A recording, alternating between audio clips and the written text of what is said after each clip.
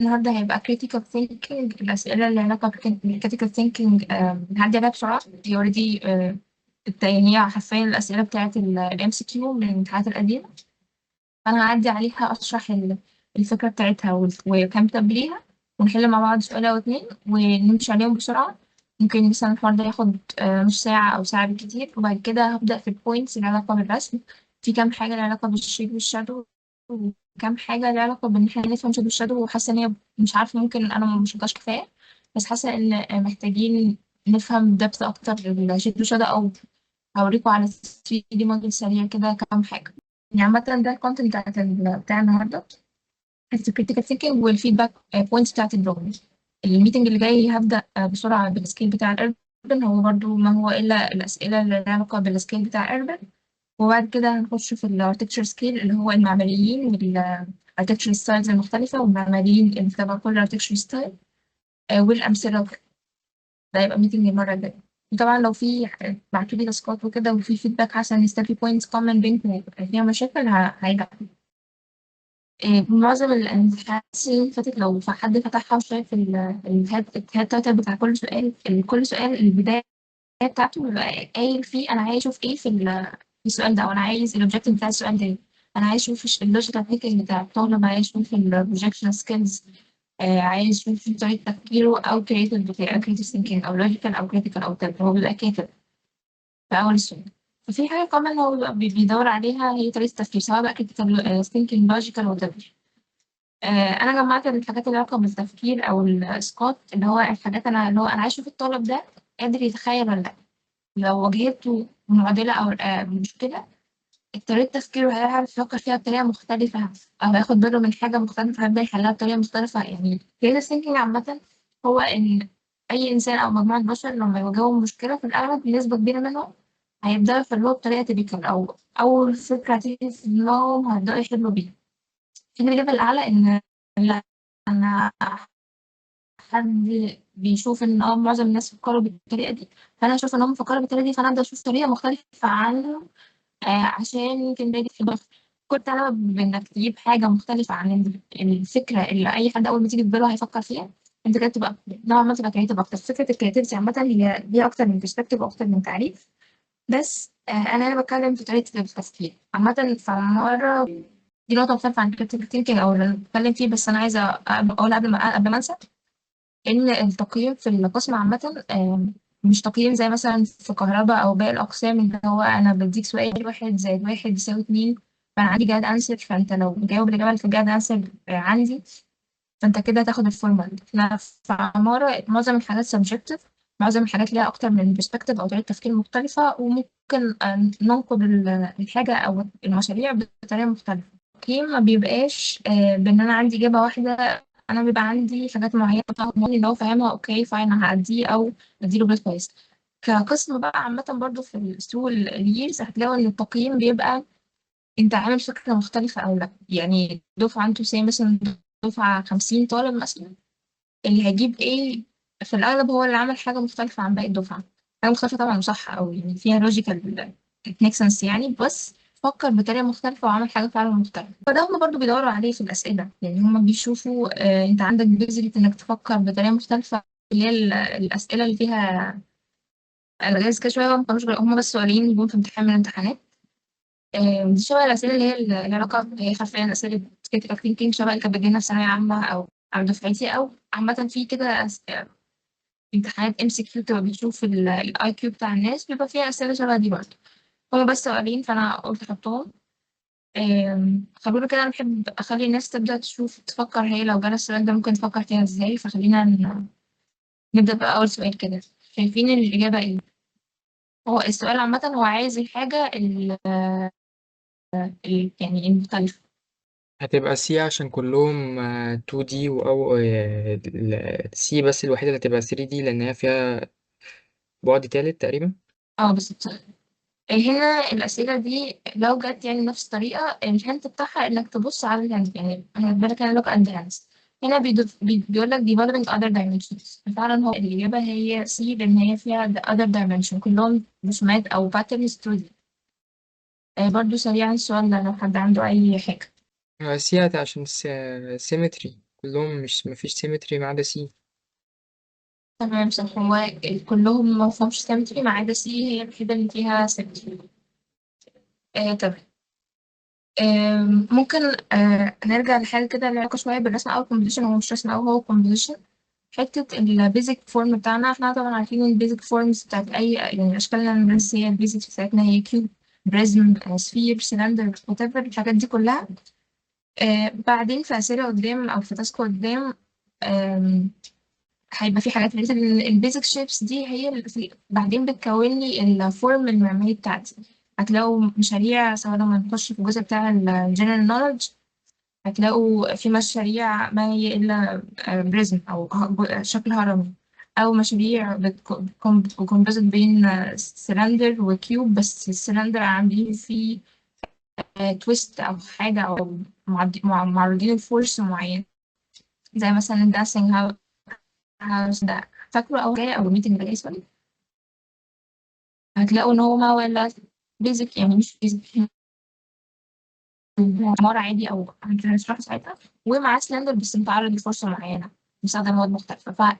وتبقى المشاريع اللي هنشوفها هي أصلها لما نبدأ نشيل الفورس اللي بتعرض لها الفورم، هترجع للبيزك فورمز دي. في حتة اتكلمنا فيها برضه ساعة الشيب، الشيب والشادو، هي إن الإليمنتس عامة كلها ممكن نرجعها إن هي بوينت، حركناه بقى لاين، بعد كده اللاين ده حركناه زي هنا بقى بلين، وبعد كده البلين ده حركناه بقى فوليوم أو باكيوم. هنا بتكلم على يعني هنا كان بيتكلم عن إن لو أنا بعمل كومبوزيشن عندي أكتر من إيلمنت بكرره وبعمل بيه كومبوزيشن، أو بعمل بيه فورم، أو عايزة أرتبه بطريقة معينة، يعني مثلا ترجمة الحاجات دي بعدين إيه. ممكن يبقى أنا عندي مبنى واحد، ممكن يبقى أنا عندي مجموعة عماير جنب بعض عايزة أرسمهم مثلا. بعدين في الأربن قدام لما ناخده هتلاقوا مثلا في طريقة تخطيط لينير لسبب ما، فهي لينير ممكن أرتب الحاجات تبقى راديال، أو شوارع تبقى راديال. فترتيب العناصر اللي عندي ممكن يبقى بأكتر من طريقة مختلفة، زي الحاجات دي بقى، سواء بقى أنا معبر عن البوينت دي بإيه، شوارع، مباني، أجزاء في مبنى. بس دي الطريقة اللي أنا ممكن أعبر بيها أو أحط ال elements بعلاقات مع بعض. طبعا في حاجات تانية غير دول، بس دول بس كفكرة عامة إن في حاجة اسمها كده. هنا برضو كان جرد هنت لشوية العلاقات، اللي هو أنا ممكن أعمل subtraction و addition من البيزك فورمز بتاعتي يعملوا أشكال مختلفة. يعني أنا هنا كان عندي الأشكال الهندسية بيزك بتاع، بدل تحط كيوب مع كيوب أو مربع مع مربع يديني شكل تاني، لا أنا ممكن المربع ده أشيل منه مثلث أو أزود له دورية. فأنا ممكن ألعب براحتي بالأدو سبمشن. يعني أنا لو عندي زي ما قلنا معظم الأشكال الهندسية ممكن أرجعها للكيوب، او اي حاجه انا اصلا مش عارفه ارسمها. دي برضه حاجه في الفيديوز القديمه لو حد شافها، او عامه اي حاجه انا احتار فيها مش عارفه ارسمها، ارسم مكعب بالبرسبكتيف بالابعاد، وابدا ارسم او انحت الحاجه اللي انا مش عارفه ارسمها جوه المكعب ده. ففعليا المكعب او شكل يعني المنظر ده هو اللي برجع له في اي حاجه، حتى لو كان الكتله اللي انا برسمها معقده. فمعظم الاشكال يعني الفورمز اللي عندنا، الاما لو هنبسطها يعني الام كان كيوب، وانا عرضت ان انا اغير في الدايمنشنز بتاعته، يا اما ان انا ابدا اكسر فيه او اخد منه اجزاء، يا اما ابدا ازود له اجزاء. اللعبه بعدين بقى ان انا بزود له، هل انا بزود له فعلا مربعات بس ولا بزود له اشكال مختلفه. يعني ممكن ازود له اجزاء من كوره، اجزاء من سلندر، اجزاء من كون او سلندر او سفير او بريزم او whatever. نفس الكلام ممكن اشيل منه اي شكل من الاشكال دي. هنا برضو بوريكوا هانس للعلاقات، ان انا لو هحط مثلا شكلين هندسيين جنب بعض، هل انا احطهم بعيد عن بعض ولا هيبقوا بيتقابلوا في نقطة او في خط واحد، او بيتقابلوا في فيس، او بيتقابلوا هما في قطر جوه بعض. مش لازم يبقوا كيوبس، مش لازم يبقوا مربعات، ممكن يبقوا اشكال تانية كتير بس تبقى دي ريليشنز يعني. هنا برضو بوريكوا على علاقات تانية. طبعا دي كلها سواء السلايد دي او اللي فاتت هي مجرد هنت من طرق تانية مختلفة، بس هي جاست هنت ان دي حاجة ممكن تدور انت منها بعدين. بناء على ده في سؤال، يعني سؤالين بيتكرروا عامة قدام الأسئلة اللي احنا هتلاقوا عليها زي هايلايتد كده، دي تبقى أسئلة اتكررت في أكتر من امتحان، يعني أسئلة MCQ هو نفس السؤال اللي اتكرر في أكتر من امتحان. فخلونا كده نعدي عليهم بسرعة، يعني يفتحوا المايك اللي عارف إجابة حاجة يجاوب على طول. هو هنا بيسألك الترانسفورميشن هنا حصل إيه، أول سؤال اللي هو 3. هيبقى كده كده انها subtraction. subtraction اللي هو عمال بيشيل منها، هو مغاش في عمال الدايمنشنز بيشيل مش كل زي هنا. الأطراف. بالظبط، هو عمال يشيل من البتاع ده، مش بيزود ومش بيغير في الدايمنشن لحد. انما هنا هو دايمنشن ليه، هو غير هنا في البعد بتاع الاكس، وهنا غير في البعد بتاع الزد. فهو هنا بيغير في الدايمنشنز نفسها، فهنا بقت دايمنشن ترانسفورميشن. في نوع تاني، فهنا بيجيب لكم مكعب شبه مكعب روبك شوية، وبيلعب معاك لعبة subtraction برضه، اللي هو أنا هنا بقى بيقيس التخيل، اللي هو أنا عايز أشوفك بتعرف تتخيل إن أنا لو شلت من ده إلا يعني الشكل اللي هيقدر يشوف. في ناس تعرف تتخيله على طول، وفي ناس ممكن تبقى محتاجة تستخدم التابس دي. هنا بقولك إن أنت ممكن تشوف الفيس اللي أنت يعني تشوف وش من يعني أنا دلوقتي الكيوب الكامل ده أنا شايف منه كام وش، 3. شايف الوش اللي هو الغامق قوي ده، والوش اللي أخد ميد تون، والوش الفاتح ده. أنا ممكن أبدأ أحلها من وش، يعني إيه، أشوف الوش الغامق ده اللي هو 9 مربعات، لما أشيل منهم الوش الغامق ده اللي هو 5 مربعات، اللي هتبقالي تي مقلوبة. فمين في دول فيهم تي مقلوبة؟ عندي A و B. فيبقى أبدأ أخش في الوش اللي بعده، الوش اللي هو فيه ميد تون. لو أنا شلت الوش اللي فيه ميد تون من هنا برضو اللي هو الأي، هيتبقى لي مربعين. طب ده ولا ده؟ نفس الحاجة، هو ده مربع وده مربع. طب أروح للوش التالت. الوش التالت فيه سطر كامل بالطول متشال، والسطر الأولاني شايل مربعين بس. فأنا كده هيتبقى لي ال، مين فيهم في ده ولا ده فيه ال؟ ده اللي فيه ال، فخلاص هي بقت بي. الفكرة بتاعت السؤال ده واضحة؟ اه تمام. ممكن نحل مع بعض مثلا السؤالين دول ونخش في الفكرة اللي بعدها. يعني ممكن حد مثلا يجرب يحل ده ويقول لي أنا هحلها ازاي. طب دي هحلهم أنا بسرعة. دي ما انت نفس طيب. السيكونس اللي انت عملتيه. اوكي، عملت ان هو من فوق هو عامل اي فباقي او سوري، عامل نقطتين فباقي اي زي ده زي كلهم. طب اجي في الوش ده شايل تي مقلوبة، فيتبقى لي يو مقلوبة. فده وده ودي فيها يو مقلوبة او حرف ان مثلا. طب الوش تلات تي مقلوبة، فيتبقى لي سطر يعني مربعين ومربعين، فخلاص بقت هي الإجابة دي فعلا. طب 32 نفس الكلام. هاجي هنا الوش ده اللي هو أغمق وش فيه مربعين متشابهين، فانا كده هيتبقى لي يو يو كده بس او سي حرفيا، فبقى بي وسي. طب فوق فوق شايل زي 3 مربعات، فاللي هيتبقى لي كله طب الاتنين زي بعض، خلاص بقى لي الوش التالت. الوش التالت ماشي. يعني كولوم وكولوم. هو أنا ممكن أسأل، هو فهتبقى أنا سي. هي الشكل بعد ما أشيل منه اللي هو مديهوني؟ اه، هو دي كمان بس يعني ده ماينس ده.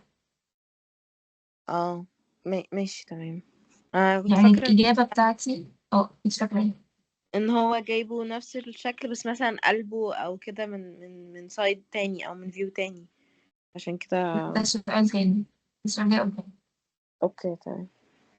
فهو هنا بيقول لك ده ماينس ده، فالإجابة بتاعتي مع الشكل ده المفروض يديني مكعب كامل.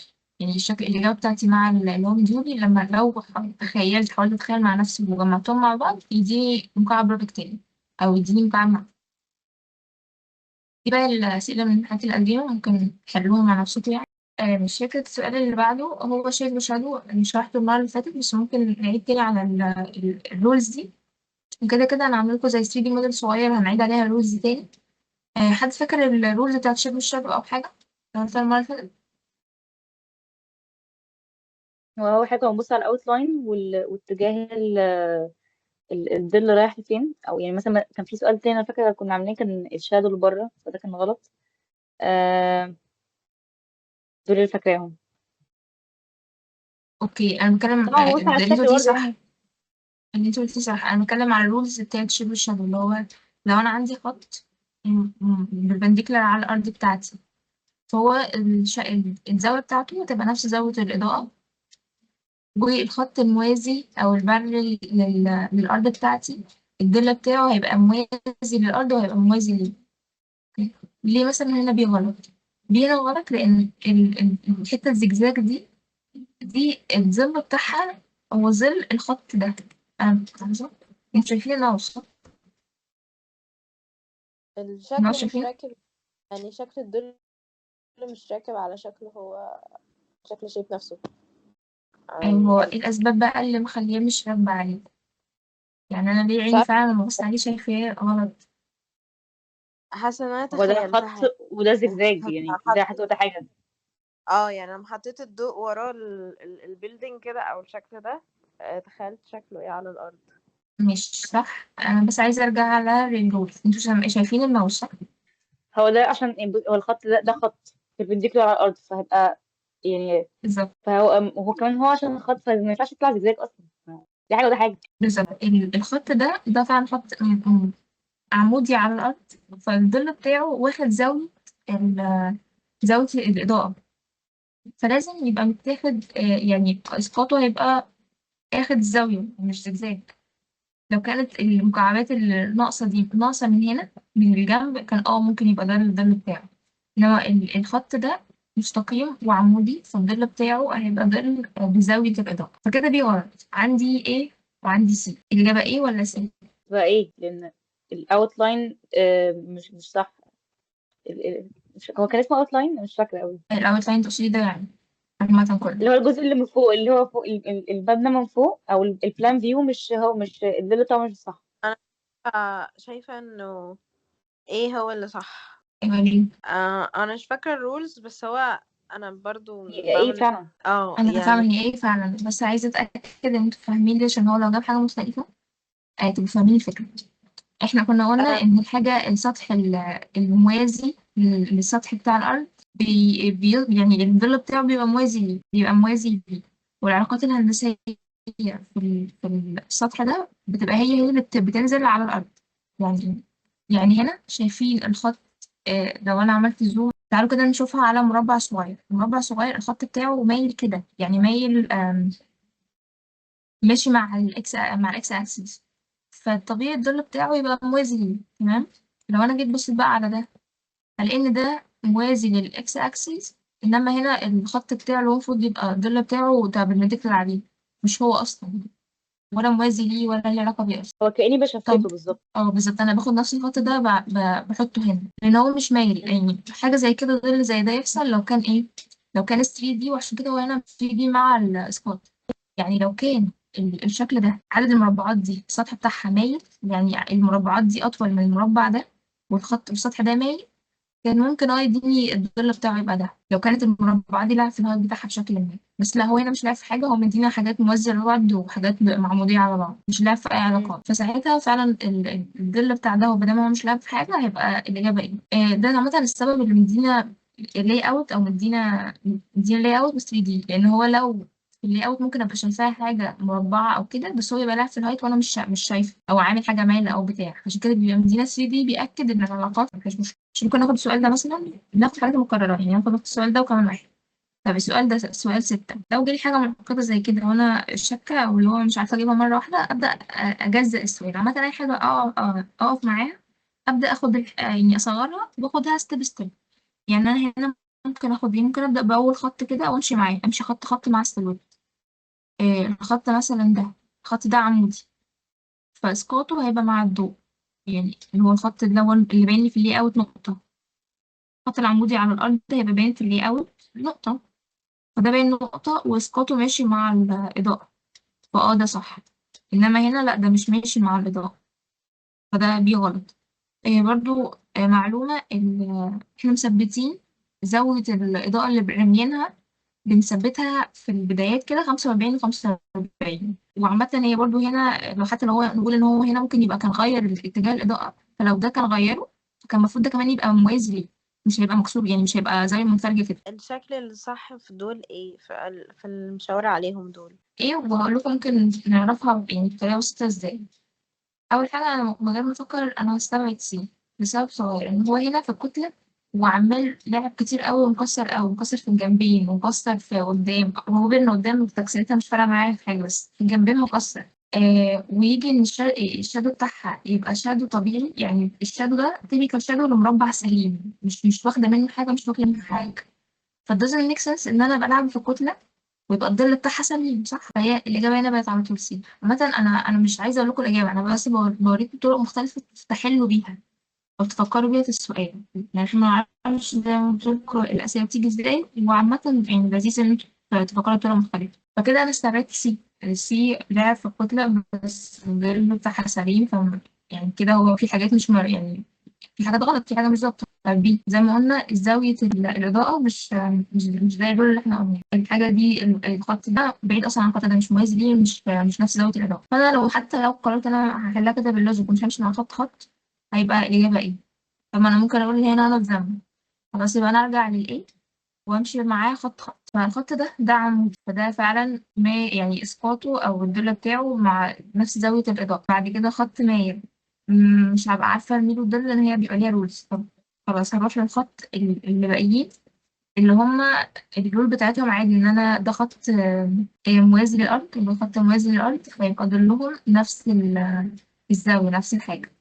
فده صح وده صح وده صح وده صح، وهو موصل بينهم لأن هو في الكتلة فعلا موصل بينهم. خلاص تبقى دي الإجابة. يعني هنا أنا مشفتش حاجة غلط، خليها ما تبقاش دي الإجابة تاني. 7 أنا ممكن برضو أحلها بنفس الطريقة. 7 هو هنا يعني شايل كتلة بس الظل بتاعها سليم، فيمشي إيه يعني. أنا لو عملت زوم إن هنا هلاقي إن خط عمودي على الإكس أكسيس، وهنا ده موازي للإكس أكسيس وبيوصل بينهم، هلاقي إن الظل بتاعها نفس العلاقات. فخلاص دي صح.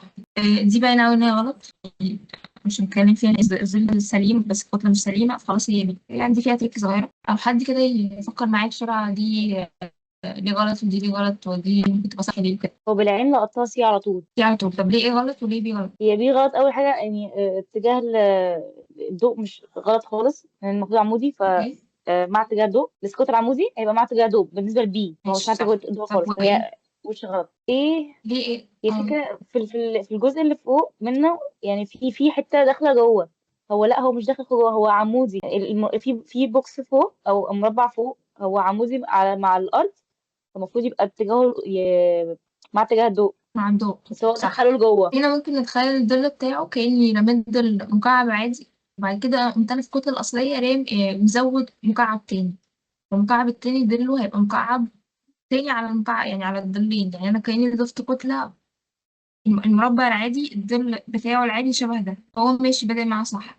بعد كده المكعب الأصلي هو مزود له جزء من فوق شبه يعني كأنهم مكعبين جوه بعض بالعدد، بس أنا هتكلم الجزء اللي ساقط بس ضوء كأنه مكعب واحد. فالمكعب الواحد ظله هيبقى زي أي مكعب اللي هو البيزك اللي هو زي هنا. تخيلوها هنا أنا لو كملت هنا كده، لو عملت زوم إن، لو أنا قفلت الظل بتاع أول شكل هلاقيه مكعب عادي. بعد كده تاني شكل برضه ظل مكعب عادي، هو بس اوفرلابنج في الماسنج، فبقى في اوفرلابنج في الظل بقى. او ممكن يعني دي طريقه تفكير، او نقول هو ده فعلا خط مستقيم عمودي على الارض بتاعي، فطبيعي ان ما دام خط عمودي على الارض بتاعتي فهترمي لي ظل بنفس الزاويه، فيبقى دول موازيين.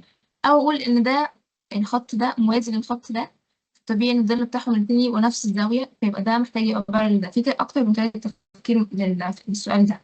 السؤال التركي مش بس في الظل، لأن هو بيختبرك في الجزء ده من الظل وفي الجزء ده من الظل، وبيختبرك في الشادو.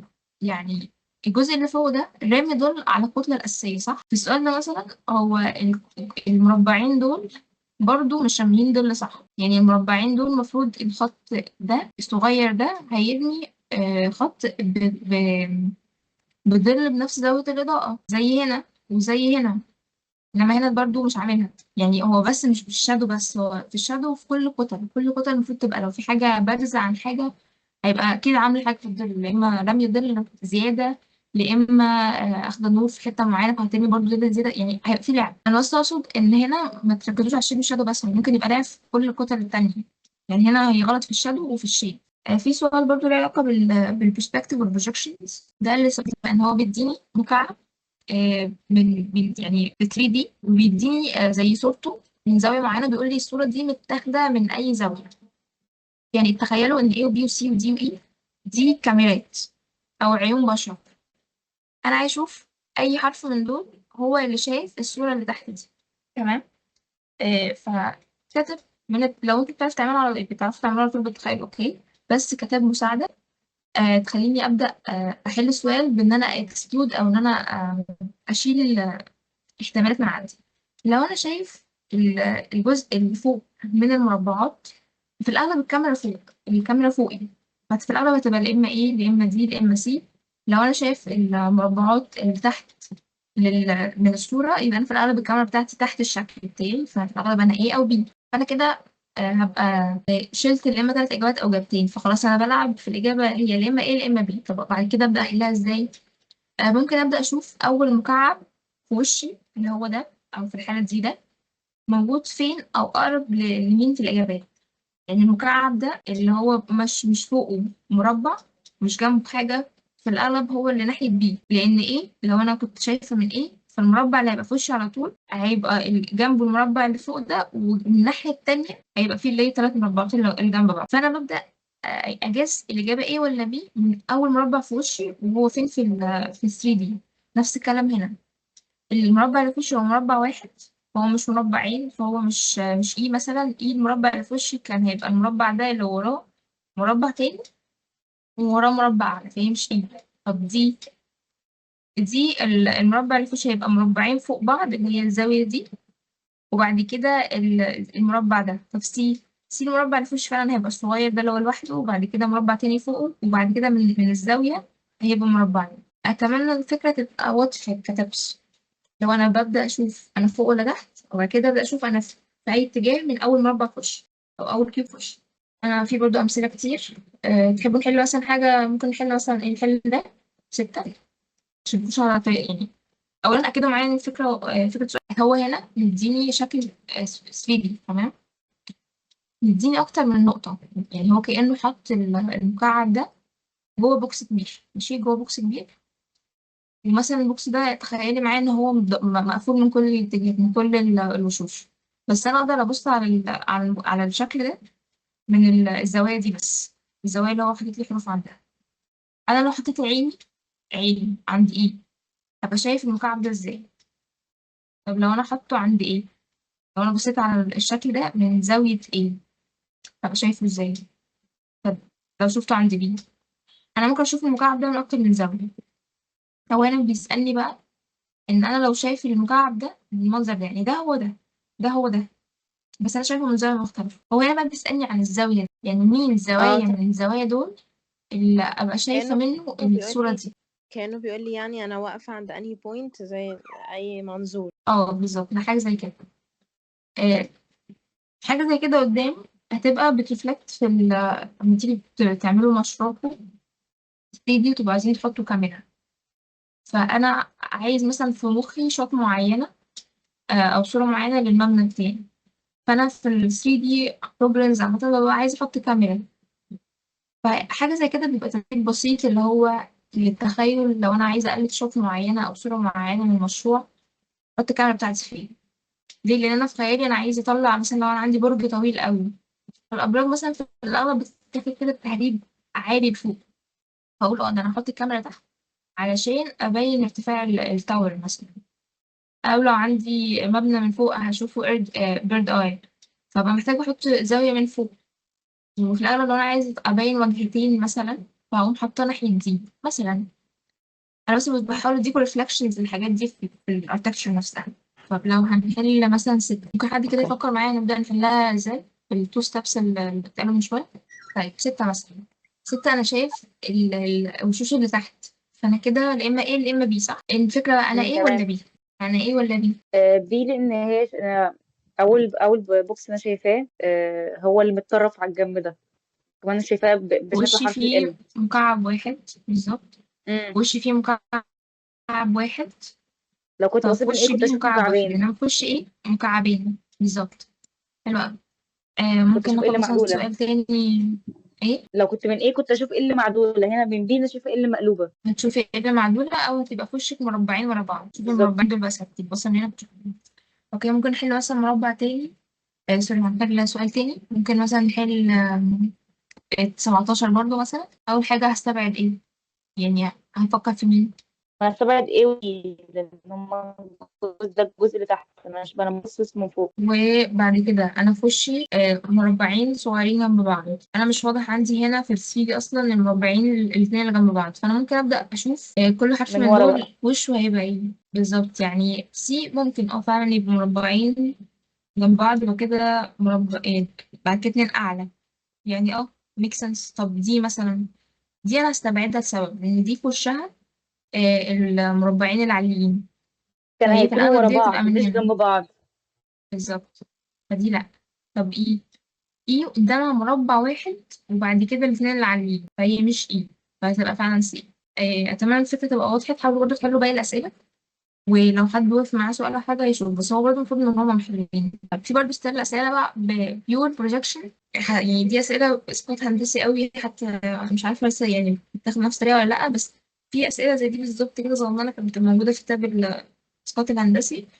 هما بالظبط 5 اسئله وبيكرروهم، يعني كلهم اتكرروا تقريبا بنفس الترتيب في أكتر من امتحان. كل مرة صراحة بشرحهم بياخد وقت طويل، هو بقى في عليهم جدال كتير وبتاع، بس هم ستيل أنا حلاهم ومحلولين في الفيديوز القديمة ومحلولين كPDF. بس احنا ممكن مع بعض نحل مثلا أول سؤال. هو السؤال ما هو إن هو مديك إسقاطين للأشكال ال 3D، بيقول لك الشكل مين في دول الشكل ال 3 ده، يعني الإسقاطات دي بتاعتي. بس فاحنا بندور حرفيا بنقعد إيه نشوف الإسقاطين دول بيبقوا بتاع مين في دول. في الأغلب بنمشي بالاستبعاد أو ده يعني زي بنحلها drawing. رسم هندسي حرفيا، هو مش أكتر من الأول فعلا رسم هندسي. ايوه. اللعب في الأغلب بيبقى إن يا إما مثلا تسقط حاجة، يعني تسقط الوشين دول الحاجة من دول، فتلاقي ان في يعني في اسقاط صح والاسقاط التاني يا اما معمول له ميرور هو لا. يعني انا مش فاكره طبعا، بس انا هقول لكم التست عشان مش هنحلهم كلهم مع بعض. بس في الاغلب مثلا ده بيبقى اسقاط لوش يعني الحاجه من دول، والتاني مش بيبقى ظابط في حاجه من التانية، فانت ممكن تلاقي اجابتين شاك بينهم. بس الفكره ان في واحد مثلا الاسقاط الاولاني صح للاثنين، بس الاسقاط التاني معمول له ميرور. الاسقاط التاني مش مع نفس الزاويه، مش بنفس البصة. هو بيبقى فيه اختلافات بسيطة.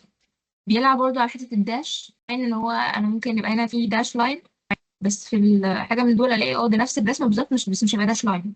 فلا انا هبدأ بقى على مين الصح اللي فيه هيبقى داش لاين، مش هيبقى مجرد سوليد لاين. او هل انت شايفين ان انا محتاجة احل السؤال ده؟ السؤال ده محتاج من كل واحد ان هو يحله مع نفسه ويقعد كده يسترجل شوية اللي هو مين وليه ده غلط وليه ده مش صح، طب ما الاثنين صح، وبعد كده يرجع للإجابة.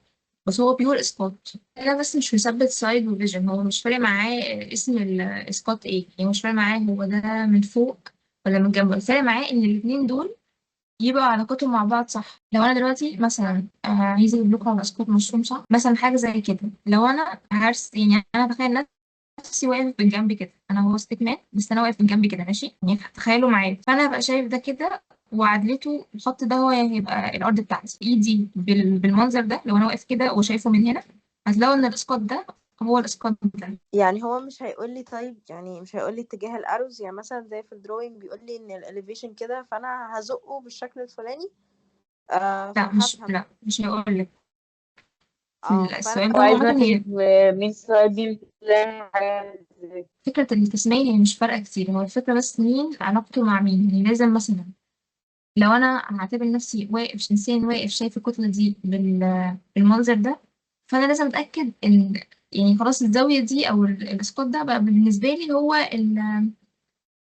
الاليفيشن بتاعي ماشي. فانا لو هتعامل مع اللي فوق اللي هو هيبقى توب بالنسبه لي، انا لازم اتاكد ان انا شايفه بنفس عدلتي. يعني انا كاني كده طلعت وقمت مادد راسي شويه لفوق علشان ابدا اعرف اشوف.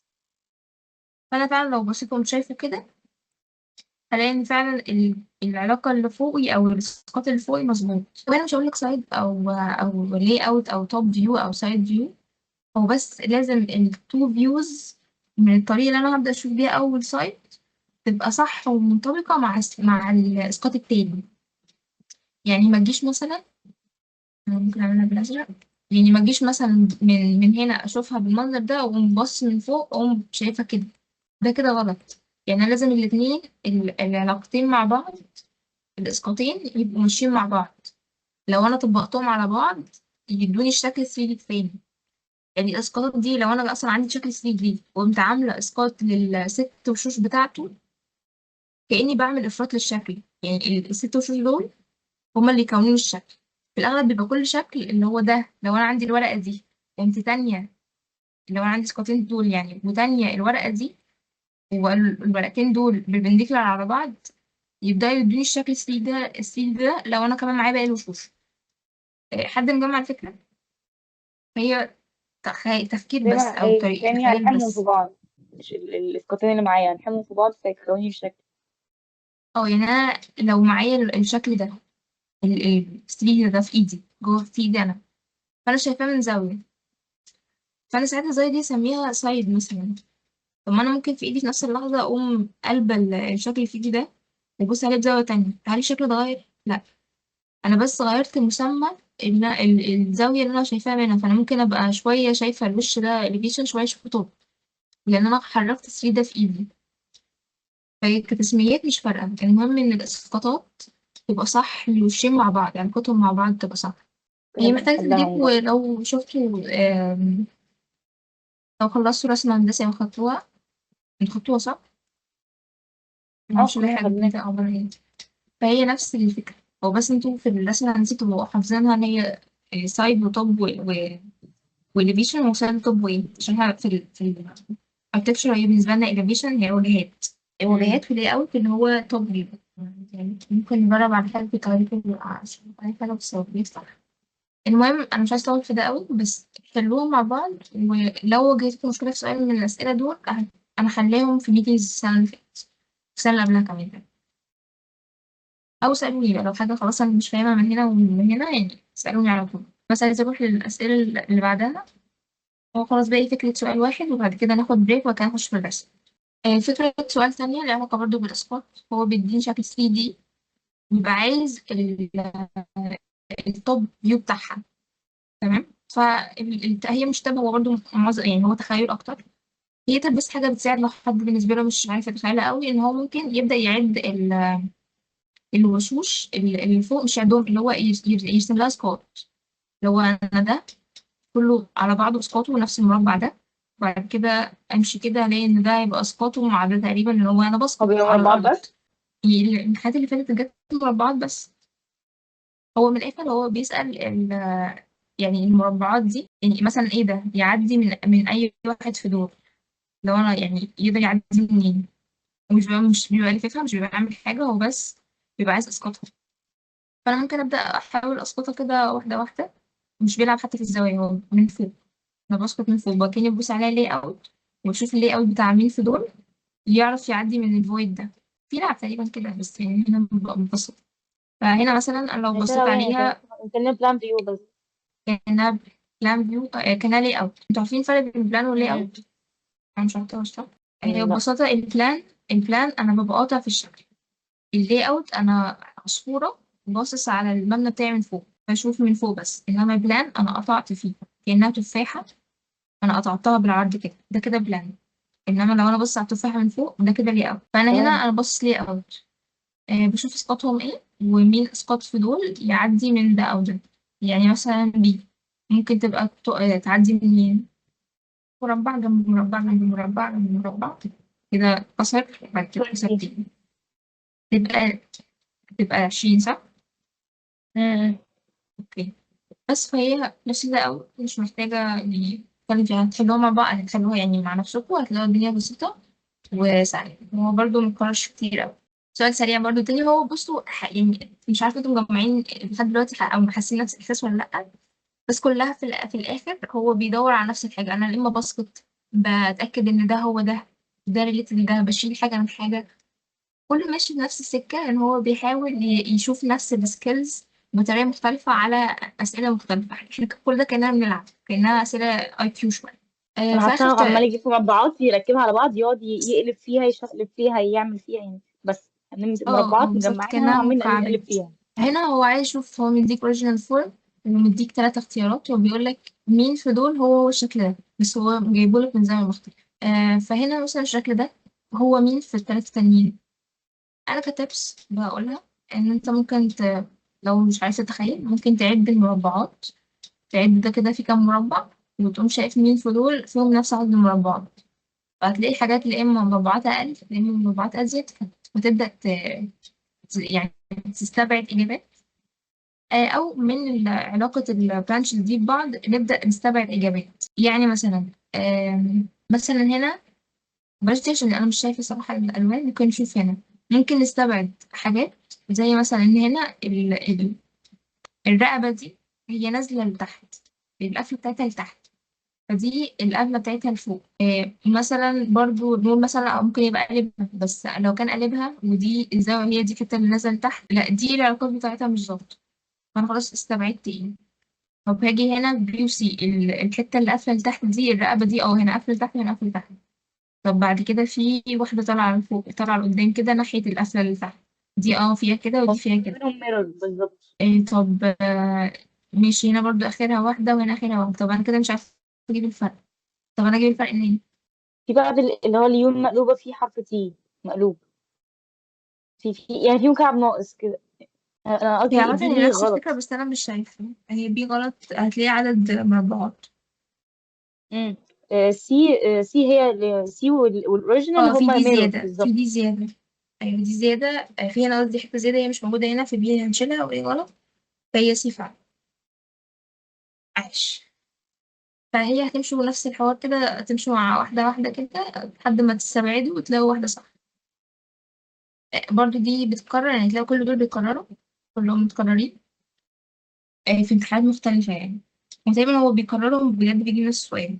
بس احنا زي ما قلت لكم احنا منعرفش الامتحان جاي فيه ايه، وممكن يجي كرييتيف، ممكن يجيب حاجة بنفس الفكرة بس مش نفس السؤال، فايه اتدربوا على الفكرة نفسها أو اتدربوا على اللي هو أنا لو جالي حاجة جديدة أو مش عارفها ممكن أعمل ايه. أنا بس اديتكم الأفكار، ممكن عامة نجيب أفكار جديدة. فيعني تعاملوا، يعني خلي عندكم استعداد الانفعالي إن أنا ممكن مبقاش عارف الامتحان عادي، بس أنا I will try or give it all I have as skills. ما شاء الله الأسئلة كتير ومكررة كلها، في حاجات مش مكررة أهو. في تاسكات هناخدها، بس أنا عايزة أروح الأول للرسم وأشرح كام حاجة ليها بالشيل والشادو. لو حد من الموجودين بقى تاسكات أو كده بس يريبلاي، عشان أنا عايزة أفتح أقول كام نوتة على التاسكات، ومش عايزة أفتح تاسك لحد مش موجود علشان مثلا ما يجيش أو حاجة. فأنا عايزة أبقى معاك بالباشن يعني. أنا بس عايزة أشرح الشيل والشادو على 3D عشان يبقى واضح. بتاع ده نخليه. مثلا عندي هنا أنا رسمت هنا خطوط، وعملت خط موازي للأرض بتاعتي وخطوط عمودية عليه. يعني لو بصيت هنا في الفرونت فيو، لأن أنا عندي خط عمودي. لا، أوكي عندي خط عمودي وعندي خط موازي للأرض بتاعتي، وفي خط تاني موازي للأرض بتاعتي بس من الناحية التانية. اللي هو لو بصيت في 3D هلاقي إن هو أهو في خطين موازيين للأرض بتاعتي وخط عمودي. طب ده ظلهم بقى هيبقى مبني ازاي؟ لو أنا بصيت هنا الشمس، لو أنا بصيت هنا أنا عاملة الخطوط هنا بالأحمر عشان تبقى واضحة. دي الشكل بتاعي، وده الظل بتاعها. من هنا حاطة لها شمس، حط شمس بزاوية 45 لو أنا فاكرة صح، أو تبقى يعني الزاوية ايه، أو 45 اهو. وده الخط العمودي وده الخطين الموازيين. تمام. طب شايفين العلاقات؟ أنا هنا ده كده كأنه سيميليشن أو كأنه بجد لو في شمس وعندي خط بقى، عندي عمود نور، عندي خط حاجة شايلة بتاع تكييف أو حاجة شايلة إعلان أو حاجة. لو ده سيميليشن يعني الظل بتاعها فعلا أهو مرمي بالزاوية بتاعتي. لو أنا غيرت الزاوية زي ما انتم شايفين، لو أنا غيرت هنا الزاوية هتلاقوا بصوا الخط العمودي بيتغير زاويته مع زاوية الشمس أو زي زاوية الإضاءة، والخطين الموازيين للأرض لسه موازيين، لسه محافظين على علاقاتهم الهندسية ومرميين موازي. أنا بس بحاول أخليكم متخيلين الرولز. فكده الرول دي واضحة. لو عملوا بغير في الزاوية، ال- الزاوية بتتغير، الظل بتاع العمودي بيتغير معايا، والعلاقات الهندسية بتاعت الحاجات الموازية للأرض بتاعتي لسه عمودية. يعني الخطين دول في البلان عموديين على في نفس البلان بتاعهم، يعني هما الاتنين عموديين على بعض بس موازيين للأرض. فأنا مهما غيرت في زاوية الشمس بيفضلوا عموديين على بعض وبيفضلوا موازيين للأصل. حد يأكد عليه إن هو فهمت الفكرة دي؟ البتاع ده تحفة، ممكن تبقى تبعتها لنا؟ هو يعني هو أي برنامج يعمل كده، بس يعني دي حاجات ادفانسد شوية، بس عامة هبعت يعني ده دي 5 ورايمو، يعني هتعرفوا هتشبعوا منهم قدام. بس المهم الفكرة تمام دي وضحت. لو حد انترستد يعني يبعت لي وانا هبعت له الاسامي بالظبط. ده بالنسبة للخطوط. طيب الخطوط دي هتعمل لي بلانز. الخطين دول عملوا لي بلان، عملوا لي بلكونة، عملوا لي اي حاجة. البلان الازرق ده، فالبلان الازرق ده برضو نفس الحاجة. البلان الازرق ده موازي للارض بتاعتي، فانا لو جيت لعبت في الزاوية، الظل بتاع البلان بتاعي برضو محافظ على العلاقات الهندسية بتاعة البلان بتاعي، وهو بيتحرك. هو مفيش حاجة تختلف هنا غير الزاوية دي. بس العلاقات الهندسية تمام، والظل بتاعي موازي للشكل الأصلي بتاعي. برضو كده البلانز وضحت صح؟ طيب الصراحة البلان ده مبهورة. ايه؟ مبهور، بتاع جامد أوي. طيب البلان ده لو انا عملت له اكسترود تحت هيعمل لي مكعب، هيعمل لي مكعب. برضو نفس الكلام لو انا غيرت في الزاوية بتاعت الشمس، نفس العلاقات ثابتة، يعني انا مغيرش حاجة. أهو الخط العمودي ده رميلي الزاوية، لو أنا غيرت فيها بتتغير الزاوية. الخط ده موازي للأرض، موازي للأرض حتى لو أنا غيرت الزاوية أيا كان لسه موازي للأرض. فزاوية الشمس بتختلف، مغيرتليش حاجة، هو بس قوانين ثابتة. عامة الاتيتيود ده هو بس بيأكد يعني ارتفاع الشمس عن الأرض، هو بس الظل هيبقى كبير ولا صغير. يعني كده أنا الظهر، كده أنا على المغرب يعني، وهكذا. بس أنا زي ما قلت لكم احنا بنثبتها 45 45، أو يعني مضاعفاتهم مش أكتر. ده كده بالنسبة لفكرة الظل والنور. ماشي. في حاجة بقى عايزة ليها علاقة بالشيل والشادو. أنا عايزة أرجع ده. ماشي. دلوقتي أنا الأرض بتاعتي لونها أبيض، ماشي. المكعب ده أنا هخليه أبيض تاني لسبب ما. واحنا بنرمي شيل وشادو، وزي ما شفتوا في الامتحانات كلها الألوان بتاعت الأشكال كلها نفس اللون أبيض، عشان أنا مش عايزة أخش في حاجة ليها علاقة بالقيمة اللونية بتاعت الحاجة. فاهمكم الفكرة دي دلوقتي. أنا بس عايزة أرجع ده أبيض، هو مش بيعمل إيه. أنا هنا كده رجعته أبيض. انتوا كده شايفين كام تون هو مش أبيض أوي. حد كده يقول لي هو شايف كام درجة رصاصي للشكل ده. يعني في الصورة اللي قدامكم دي شايفين كام درجة؟ واللي فوق فاتح قوي، اللي على أوكي. الشمال غامق، اليمين غامق قوي. الظل غامق أوي أوي. امم. فهنا عشان الأرض والمكعب اللي احنا بنرسمه الاتنين نفس الدرجة نفس اللون، فاحنا قلنا إن احنا هنثبت إن أغمق تون، أغمق تون ده اللي هو أغمق درجة رصاصي هتبقى موجودة في الشادو، الحاجة اللي مرمية على الأرض، أو الظل اللي شكل رميل هيبقى أغمق درجة زي هنا. الشادو أغمق درجة. بعد كده في المكعب نفسه عندي 3 درجات لون أنا شايفاها. عندي درجة فاتحة جدا، ودرجة أغمق، ودرجة ميد تون. أنا ال4 درجات دول كده فاتح خالص وغامق وميد تون والشادو اللي هو أغمق حاجة. اتشك في التاسكات بتاعتكم في الأغلب بيبقوا عاملينها يا إما كلهم نفس التون، يا إما مش مدرك أوي الفكرة دي. فأنا هنا بوريكم على حاجة حقيقية أهو. أنا فعلا لو أنا في الحقيقة عندي مكعب، الأرض والمكعب نفس اللون، أنا داهن الأرض أبيض وداهن المبنى بتاعي أبيض، والشمس رميالي هارد شادو أو رميالي هارد لايت. الشكل هيبقى عامل إزاي؟ هيبقى آه، التونات اللي معايا ال4 تونات دول فاتح جدا، غامق جدا، ودرجة ميد تون، ودرجة غامقة في الشكل نفسه. التونات كده واضحة، فاهمين فكرة التونات. في حاجة بقى عايزة أفهمها لكم، هو ليه بنتعامل مع الأرض والمبنى إن هما نفس اللون. حتى في المباني الحقيقية اللي بيجيبوها لكم وترسموا زيها هتلاقوا المباني بيضة. أوريكم لما أفتح الستايل، لأن في حاجة اسمها الألوان نفسها قيمة لونية. يعني أنا لو جبت بقى شكل، أنا عاملة هنا example، يعني حوار يعني هو التون ده برضو مسايبوش بيحاسبنا عليه في الامتحان؟ إيه. التون ده بيحاسبنا عليه في الامتحان وفي الرسم كده؟ لأ، حتة التونات اللي هي الأربع ألوان أو 4 درجات رصاص، هي مش حتة إن هو هيحاسب عليها. أنا معرفش طبعا، معرفش الامتحان، بس أنت دي العلاقة، أنت فاهمة شيد وشادو ولا لأ؟ عينك قادرة تفرق اه وفاهمة فهمتك. الأساسيات بتاعة الشيد والظل والنور ولا لأ؟ أنا اللون ده مثلا، امم. أنا بس قبل لو أنا حولت الصورة اللي انتوا شايفينها دي قبل ما أعمل أي حاجة في الألوان، وللأسف مسيبهاش. أم، أبدأ أنا مسيبهاش مع مين؟ لو أنا عندي المكعب ده زي ما انتوا شايفين في الصورة دي، أنا حولتها أبيض وأسود عنه. أبيض وأسود، الأرض والمكعب نفس اللون. شايفين كام تون؟ 4. احفظوهم. وشايفين 4 تونات، وشايفين إن الظل أغمق درجة. طيب لو أنا حولت المكعب ده خليت لونه أحمر، الدرجات اللي هي القيمة اللونية بتاعتها غامقة.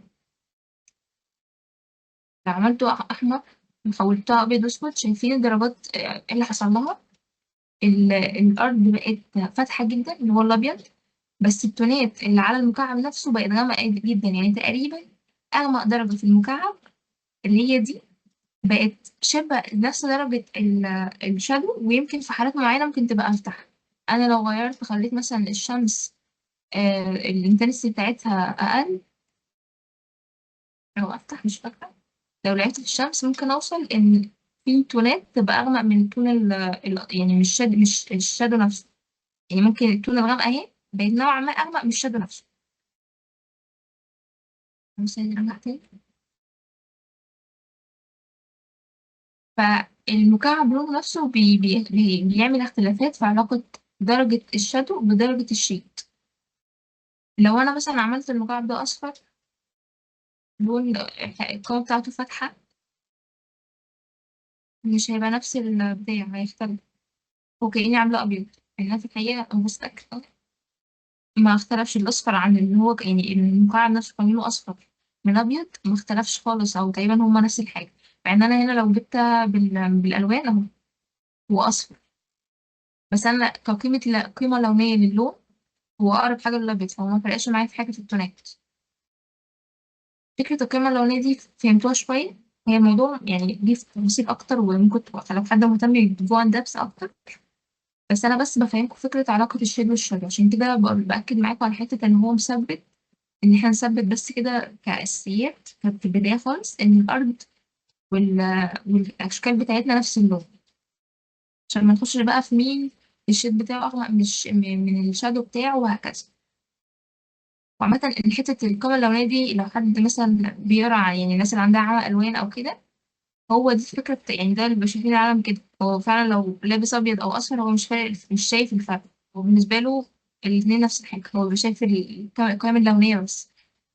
يعني أنا برضو ده لو حولته لدرجة زي الأزرق مثلا، الأزرق والأخضر، لو أنا رسمت مربع تاني،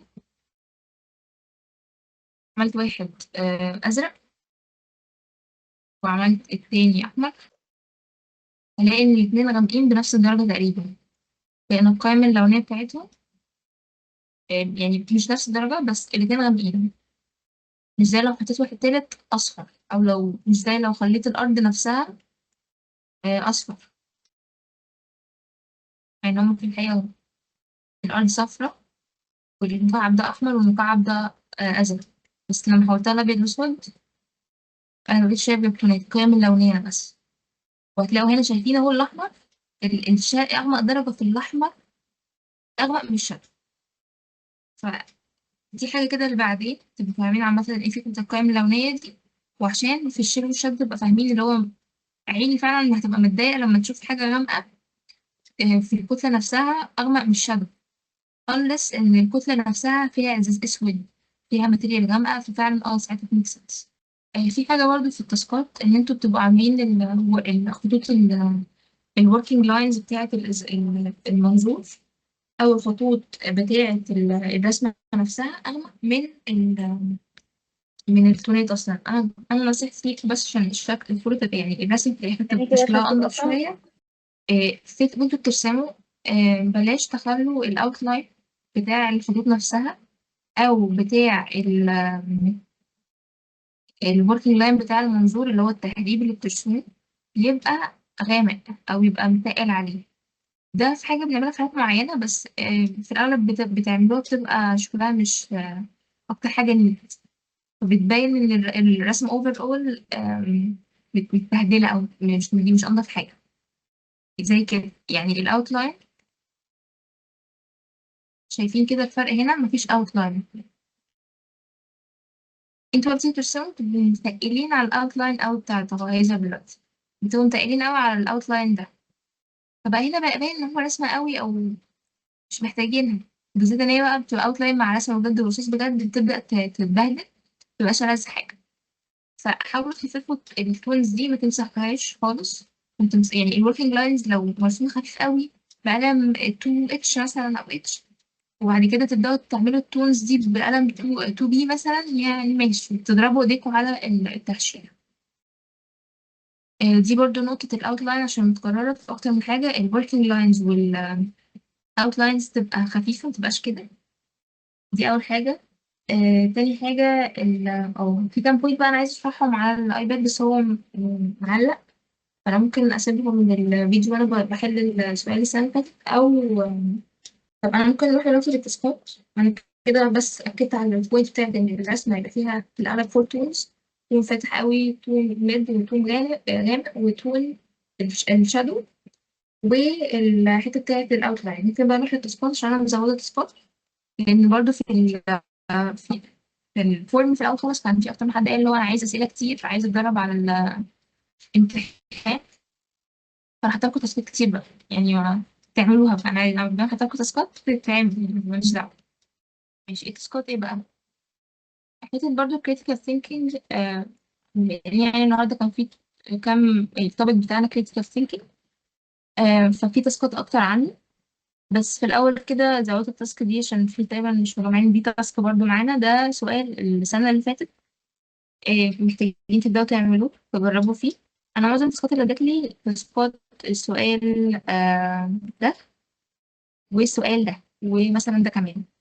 السؤال ده الفكرة بتاعته مش حاسة إن هي مش واثقة أوي، إن هو بيتبعت لي رسومات شبه أكتر بتاعت فنون جميلة، اللي هي بتبقى كام مبنى كده سكني متهرب 2 بوينت وبس. دي مش فكرة السؤال ده خالص. فكرة السؤال ده خالص كده كده هتعملوا تهريب، وكده كده هتعملوا ديل ومين، بس فكرة السؤال ده في الإيلمنت نفسها اللي انتوا بترسموها.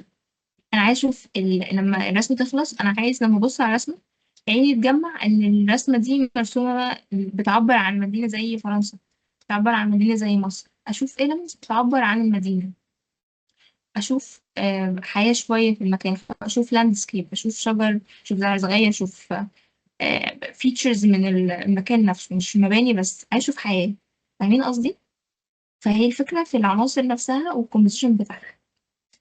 الفكرة دي شبه الحاجات الأسئلة تيجي في فنون جميلة، بس هو برضه بيبقى حتى في فنون جميلة نفسها كسؤال بيبقى بيدور على البوينتس اللي أنا اتكلمت فيها دي، ومش بيدور على كم مبنى سكني ببلدورة برصيف مترابين تو بوينت برسبكتيف. لا، أنا عايزة أشوف الفكرة نفسها، عايزة أشوف المدينة اللي أنت بترسمها دي لما أبص عليها عيني ومخي يجمعوا إن الرسمة دي بتعبر عن المدينة دي بالذات، أنت محتاج تحط عناصر تعبر عنها. ماشي. ده فكرة التاسك دي عشان حسيت إن الناس مش مجمعينها أوي. التاسك دي برضو اكتر من حد رسمها، ماشي رسمتوها صح ان انتوا رسمتوها من زاويه مختلفه، بس نسيتوا البوينت التانية بتاعت add landscape و human figures و make it livable. دي مجرد كتل مترصصه فوق بعض. انا عايزه احس ان ده مبنى ليه فانكشن، ليه وظيفه، في ناس بتروحوا عشان يعملوا حاجه. فهل مثلا هتبداوا تحطوا ازاز، في ناس بقى بتعمل كده، هل هتحطوا ده ازاز؟ هل ده يتحول لسلم؟ هل اشوف شخصين هنا داخلين من المبنى ده؟ هل محتاج بقى اشوف الحاجات دي بسكيل، يعني لو ده ارتفاع دور كامل فاكيد المبنى، يعني الانسان مش هيبقى قده، هيبقى نص الارتفاع ده مثلا او يعني تلتينه. لو ده مبنى فعلا فهيبقى فيه شجرة، هيبقى فيه طريق. حولوا الحاجة اللي هي مجرد ماسك دي، شوفوا خيالكم هيوصل معها لإيه إن ده يتحول لمبنى وفعلا الناس بتستخدمه أو بتتعامل معاه، بتتفاعل معاه. ده بالنسبة للتاسك ده. ماشي. ده التاسك مشروع، ده التاسك بتاع السنة اللي فاتت، ومش السنة اللي فاتت، اللي قبل السنة اللي قبل اللي فاتت. وبرضه ليه فيديو، في ناس برضه بقى بدأت تعمله والشغل كويس فيه أوي. ده سؤال السنة اللي فاتت أنا لسه هصوره، بس يعني حاولوا تمشوا ايدكوا فيه. وزي ما قلت لكم لو تاخدوا بالكم من الحاجات اللي هي بيقولوا لكم ارسموا زيها، المبنى هنا أبيض ومش عايز يلعب حتة القيمة اللونية أوي. هنفرض لو هنا هنعمل ده قيمة لونية، فلو ده أبيض وده لون، الأخضر ده أكيد كتون أغمق من المبنى ده شوية، فكأن المبنى ده بقى نيجاتيف سبيس سيكا يعني. بلاش مشكلة دلوقتي معايا. المبنى برضو ده لو رجعتوا للريفرنس الأصلي هتلاقوا إن الكتل دي بيضة. أنا هنا لو هعمل حاجة ليها علاقة بالقيم اللونية اللي هي الحتة دي غامقة من الكتل ده، لأن دي في الأغلب لونها بني، فهي القيمة اللونية بتاعت البني هي درجات غامقة. الحتة دي في الحقيقة تبقى كيرتن وول مثلا سودا، فأه ميك سنس إن هي تبقى أغمق من اللون الأبيض ده. شغالات لونها أبيض، فأه الحاجات الفاتحة يا إما بيضة يا إما حاجة بنفس القيمة اللونية دي. والحاجات الغامقة اللي هي شغالة، أنا مش عارفة في الصورة الأصلية بتبقى في الأغلب أبيض وأسود، فهم مش محتاجوا تعملوا الحوار ده. بس أنا محتاجاكوا تبقوا فاهمين الفكرة يعني. مثلا ظل الكتل البيضاء دي الظل بتاعها ممكن انا كان عندي يبقى سؤال بس بالنسبه أفتح من الكتل الغامقة. إيه؟ بالنسبه للمقاسات بتاعت هو كان عايز 42 في 22. اه فهو اما انا كنت برسمها في ورقه عاديه A4، فالموضوع اكبر. أيوة، لأن وحسيت هو حتى في لما الامتحان هيديكي ورقة قسمتها A3. على 2 حسيت المقاسات doesn't make sense. يعني الضعف بالظبط. يعني العرض ضعف الطول، نص الطول، فصغيره قوي. يعني انتي محتاجة وكنت عارفه تسكيليها، اعمل انتي السكيل محتاجة تخلي بتاعها. عينك تعمل لها سكيل. طب مش شفتي الفيديو بتاعها؟ لا، يعني أنا كنت هرسل لك بجرب فيديو. فيها الاول. ماشي، جربي فيها وشوفي المشاكل اللي هتوصل لك، وبعد كده شوفي الفيديو بتاعها وهتلاقي الحلول بتاعتها إن شاء الله يعني. هي ولو الفيديوز اللي اللي انت بعتها لنا هي فيها الحل؟ أنا بعت مع رسالة فيها الفيديوز كلها. هو ده كده اه. امتحان 23. الامتحان السنة مش اللي فاتت اللي قبلها، اللي هي فيها السؤال ده والسؤال التاني والسؤال يعني الحاجات دي كلها محلولة. أنا حل السؤال ده وحل السؤال ده وحل السؤال بتاع المتحف اللي هو ده شفت في حلاه، فيديو هنا للامتحان 23، وحل فغالبا هيكون. السؤال ده. فأنا بعت فيديوز للحاجات دي يعني. الرسالة أنا جمعت فيها فيديوز دي. شوفوا الفيديوز اللينكات كلها في مكملة تاسكات. في تاسك 5 دي زيادة، ده سؤال حاسس قد يعني امتحان فنون جميلة. ففي سؤال كده ثابت، هو امتحان فنون جميلة اللي هو ما اتغيرتش على أيامي يعني، بس هو في سؤال ثابت اللي هو حذف إضافة. بيجيب لك أشكال تعمل إضافة للبعض أو تعمل بيهم تكوين بصري، سواء بالإضافة أجزاء من أجزاء أو تحذفه أو تضيفه. أنا هنا عايزاكم تحلوها بطريقتين: مرة كل الأشكال الهندسية دي تعملها كونديشن حذف وإضافة، ومرة بمكعبات بس زي whatever الحاجة ايه. أنا مش لازم طبعا زي دول، أنا بكلم انتوا شوفوا خيالكوا هيوصل معاكوا بإيه. تعملوا كومبوزيشن شكله مريح للعين. لو عايزين تخشوا تدوروا على يعني ايه كومبوزيشن، يعني ايه أعمل تمرين صح. أنا حابة يبقى في جزء ريسيرش شوية منكم. بس يعني حتى لو مش عملتوش وقت تعملوا ريسيرش ده، خشوا كده ابدأوا مشوا بيكوا كده في اللي هو إيه. أنا عايزة أشيل الكون ده من المكعب ده، وبعد كده أضيف سلندر، وبعد كده أضيف نص كورة اللي هو كأنه قبة مسجد مثلا. أعمل تكوين بالأشكال دي. مش لازم يبقى تكوين ليه معنى أو ليه هدف كاركتكتشر، مش لازم يبقى مبنى، بس ممكن يبقى تكوين كأني بنحت أو حاجة. نفس الكلام في المكعبات. بس دي تمام.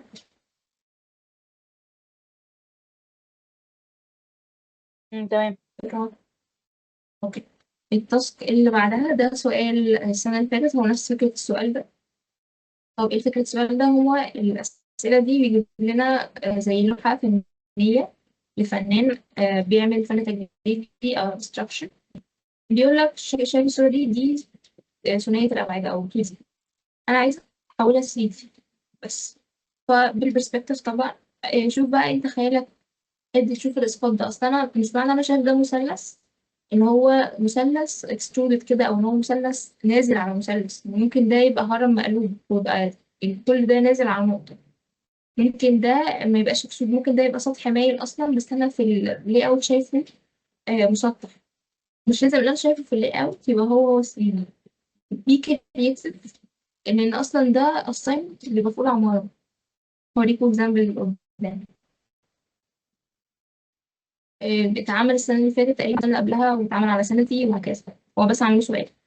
هو هنا بيشوف كرياتيفيتي بتاعت الشخص. هل الشخص ده شخص بيفكر بطريقة عادية، اللي هو أول ما فكر في اللاي أوت فخلاص أنا بفكر بدل ما شاف ده خط هو إسقاط الخط رابع، أو إن هو في البعد التاني من الزاوية التانية هو هيبقى وش كده نازل على طول. ما يمكن الكتلة دي طايرة، ممكن دي متشالة على أعمدة، ما يمكن طايرة فعلا، ما يمكن كان في مسنودة على الكتلة دي، ودي مجرد ورقة كده طايرة وتحتها فاضي. ما يمكن ده اللي طاير وده كتلة. في أفكار كتير أوي. يعني ممكن نطلع كونديشن مهولة أعداد كبيرة من حاجة زي كده مجرد تشكيل طبي. في كرياتيف بيفكروا فيها ويعملوها 3D برسبكتيف بالظل والشيب الشباب بتاعها. يعني أنا طبعا برضه هحلها وابعت لكم الفيديو بتاعها مع السؤال اللي هو تاسك 5. أنا مش مرقمه كده. يعني هبعت لكم في الفيديو، بس جربوا حلوه. يعني كده تاسك 7. هو دي بالنسبة تاسك 8 للتاسكات دي دي محلولة. كل تاسك ممكن ياخد قد ايه؟ انا ابراهيم لو لسه موجود يفكرني بس مدة الامتحان قد ايه. بس هو الامتحان بكتير اوي تلاقيه مثلا ساعة ونص او حاجة، فادوا ساعة. كل سؤال من ساعة. بس الامتحان كان ساعة أعتقد بجد. يعني أنا سنتي هو كانت في ساعة امتحانات هتاخد فيها ساعتين. غالبا السنة اللي فاتت ساعتين. بس هو أيا كان الوقت يعني هما بيظبطوه على الأسئلة يعني. ما أعتقدش إن أنتوا محتاجين تقراوا من الوقت يعني. هو هنا كان ساعة ونص، السنة اللي فاتت كان ساعة ونص. فعشان كده بقول ايه، ادوا كل سؤال. يعني الأسئلة اللي هي ب40 درجة ده هتلاقيه اديله مثلا 20 دقيقة، 30 دقيقة. السؤال الكبير ده مديله 60 درجة، ده اديله مثلا 40 دقيقة، 50 دقيقة. عشان كده برضو شغلوا تايمر وانتوا شغالين. يعني كل سؤال من ده كده تايمر، وانا عايزه اخلص السؤال ده في 40 دقيقه، نص ساعه كتير أوي. 40 دقيقه، 50 دقيقه. تمام. يعني غالبا السؤال يعني ده كلهم غالبا مثلا إما تلت ساعة أو 40 دقيقة، الرينج ده. اه انت عامه اتمرن ان ايديك تبقى سريعه. انا عايزه اديله المينيموم من كل بوينت، اللي هو انا عندي المينيموم من كل سكيل انت بتدور عليه. يعني عامه في التبس اللي بقولها للامتحان، آه، مش شايف انك مش هتلحق تخلص كله، بس حط ايدك في كل بوينت. يعني ابدا في البرسبكتيف بسرعه. ما خلصتوش اكتر حاجه مقفله مش مشكله، بس خش مع بعد عدد وقت معين، خش في الشيد والشادو. قول له انا بعرف ارمي ظل ونور. مش لازم تخلص على الاخر، بس اديله ظل ونور صح في كام كتله، تقول له انا بعرف اعملها صح على الاقل في كتله واحده. اللي هو انا بعرف اعمل منظور وبعرف اعمل ظل ونور، مش لازم في كل الكتل، بس انا بعرف اعملها في كام بوينت. مش لازم تخلص كل الأشكال دي، بس تقول له أنا بعرف أفكر وأنا كريتيف في حتة ما. مش لازم أقفل الباقي، بس أنا أقول له في كل بوينت هو بيدور عليها إن أنا بعرف أعملها. أنا عندي البير مينيمم. تاسك 8 دي هي نفس فكرة تاسك 7. ده من امتحان وده من امتحان. وده متصور، ده ليه فيديو وبشرح فيه وكده. بس ده زي ما قلت لكم، ده كده مثال لواحدة صاحبتي زميلتي في دفعتي يعني. ده الرسمة اللي هي كانت جايباها، وده كان أسايمنت زي ما قلت لكم. أنا بس مش لاقي الأسايمنت بتاعي كمان، بس كنت حاطة السنة اللي فاتت. كان الأسايمنت إن هو بيقول لنا جيبوا رسمة مجردة لفيمس ارتست انتوا هتختاروها، واعملوها 3D واعملوا لها ماكت. وهنا قال لك ارسمها برسبكتيف عشان ده امتحان قدرات. انما هنا هو عشان بقى يخلصنا القسم خلاص، هو عايزها ماكت. فهو هنا ده كان ده يعني تعبيرها عن ده عندي. مش لازم تبقى يعني مش لازم تبقى هي الفكرة. بس هوريكم الفكرة إن هي في حاجة طويلة كده، فهي عملتها مايلة. مش لازم تبقى هوريزونتال. في حاجات كده عملتها اكسترود. في حاجات تانية مثلا عملتها سلندر. يعني سلندر أنا من فوق هشوفها مستطيل، يعني سلندر من دي هي عملتها سوري، مربع من المستطيل ده هي حولته سلندر. فشي جت كريتيف. مثلا شايفين البريزم ده، هو مفيش هنا بريزم خالص، بس هي المربع ده ممكن يبقى بريزم عادي. خليكوا كرييتيف، طلعوا كده، هو ده الفكرة، هو بس نشوف الشخص ده بيفكر ازاي، بيتخيل تمام ولا ايه كده. انا كده خلاص. حد عنده اسئلة ودي لينكات عامة، يعني ده فيديو البيزك، ده questions بتاع سؤال 2020، مش عارفة لو بصيت عليه